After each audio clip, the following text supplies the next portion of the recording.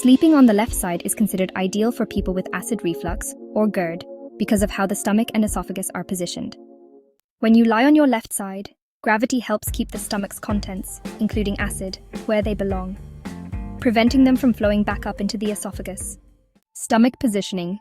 Right side sleeping versus left side sleeping.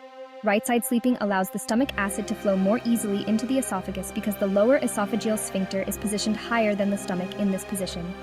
This makes it easier for acid to escape, leading to discomfort or heartburn during the night. Other benefits of left side sleeping. In addition to reducing acid reflux, sleeping on the left side can improve digestion and may enhance overall circulation, as it prevents the compression of vital organs like the liver and heart. In summary, left side sleeping helps prevent stomach acid from moving back into the esophagus because of gravity's effect on the positioning of the stomach and esophagus, reducing the symptoms of acid reflux.